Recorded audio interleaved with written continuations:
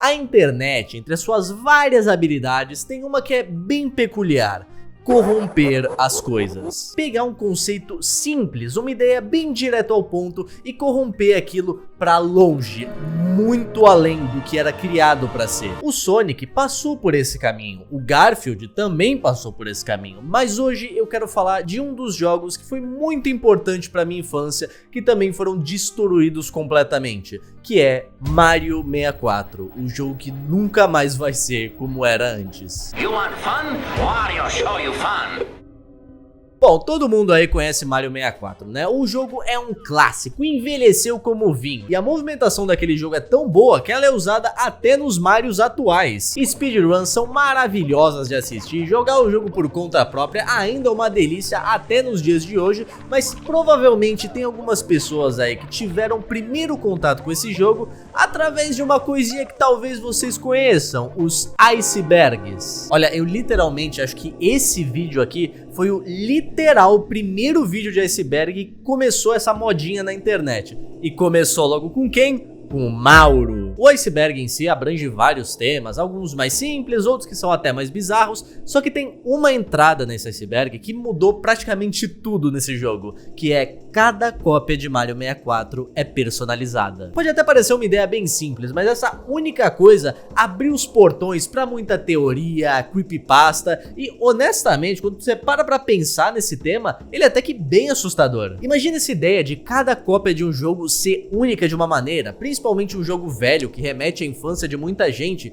e essas mudanças podem ser tão grandes a ponto de transformar a experiência em algo completamente diferente. Isso é bizarro, mano. Coisa simples, desde um Chain Chomp sem pupilas, até mais complexas, como uma cabeça de um Wario que fica te perseguindo. Mas o que mais me chama a atenção disso tudo é o quão inofensivo essas mudanças são, porque apesar de assustadoras, elas não são que nem outras creepypastas que o seu jogo está amaldiçoado ou coisa do tipo. Não, é só algo diferente que causa uma experiência que não é muito agradável. E tudo isso, toda essa customização só foi possível através de um experimento da Nintendo, um experimento com uma inteligência artificial que estava causando essa customização, e uma fala do próprio Miyamoto confirma isso indiretamente. The game itself always changes with players playing. Deveras suspeito. Mas assim, né, rapaziada, é óbvio que isso daí não passa de uma lenda, histórias que as pessoas contam por aí. A própria cabeça do Wario foi simplesmente uma brincadeira que rolou no evento, não tinha nada no jogo em si. A fala que o Miyamoto teve pode facilmente ser interpretado com a liberdade que o jogo te dá pra fazer as coisas do seu jeito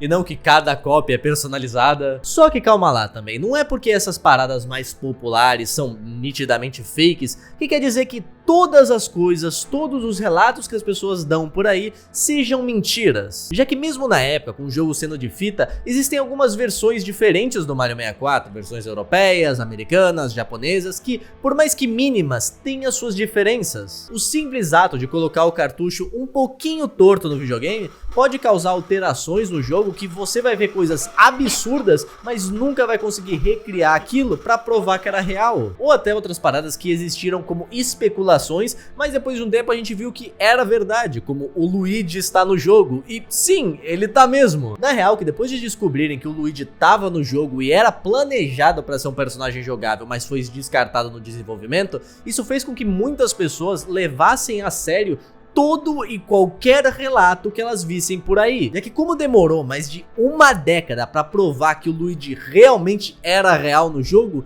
o que mais não poderia ser verdade e a gente só não descobriu ainda? Uma grande nova comunidade se criou em volta de Mario 64 depois desse ponto. Uma comunidade que não estava interessada em fazer speedruns ou simplesmente aproveitar o jogo. Uma comunidade que queria entender e provar que o que eles estavam teorizando realmente era verdade. E olha, eu honestamente não julgo nem um pouco esse interesse mórbido que a rapaziada tem, porque Mario 64 tem algumas coisinhas meio estranhas, tipo, a textura de metal do jogo é uma foto de umas flores, e é uma foto, tipo, realista. Por que isso tá no jogo, tá ligado? Tipo, vai entender. Mas foi assim que tudo começou pro Mario partir disso pra isso. O Mario, como literalmente qualquer outro personagem popular que a gente tem no mundo dos games, já foi foco de muitas creepypastas ao decorrer do ano e conteúdos de terror. Só que no Mario 64, eu acho que só funciona melhor. Eu acho que muito disso é por conta da natureza 3D bem inicial do jogo, quando os desenvolvedores ainda estavam tentando entender como criar aqueles mundinhos, dando o melhor de si pra criar inimigos e mapas interessantes, só que sem querer criando coisas desse tipo aí. Os gráficos mais velhos, algumas texturas meio estranhas e alguns inimigos que são bem mais assustadores do que eles deveriam. O próprio castelo da Peach pode ser um desses motivos, já que ele tem uma arquitetura meio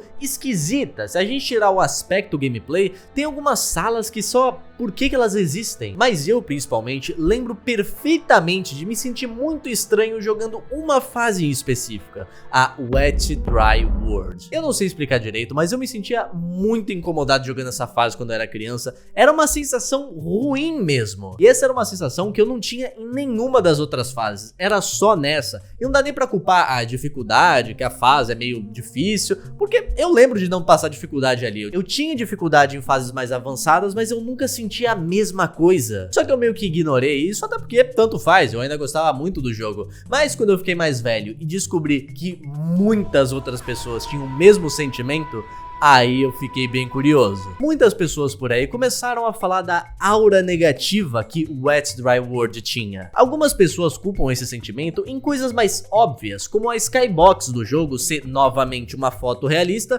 de um lugar de verdade, que é Xiban, no Iemes. Outras pessoas também dizem ser Cáceres, na Espanha, mas eu honestamente achei os dois bem parecidos, então você escolhe aí. Mas independente da cidade que for, o importante é que aconteceu alguma coisa ali, porque a cidade tá totalmente submersa. E ao decorrer da fase, quando tu vai explorando, você acaba entrando num cano e indo para uma área bem isolada e completamente fechada, que tem uma cidade diferente de todas as outras que você já viu até aquele momento. Estruturas diferentes, algo que parece ser uma igreja sendo o foco principal da cidade, e até tem algumas plantas ali, surpreendentemente, dando o fato que tá tudo inundado. Só que o que também tem de estranho é que não tem ninguém ali. Eu não sei em si se o que me incomodava era o fato de estar num lugar fechado, ou a cidade em si me dava esse desconforto, mas eu lembro de ficar muito incomodado lá. Então é claro que a fim de responder essa pergunta, várias teorias começaram a aparecer.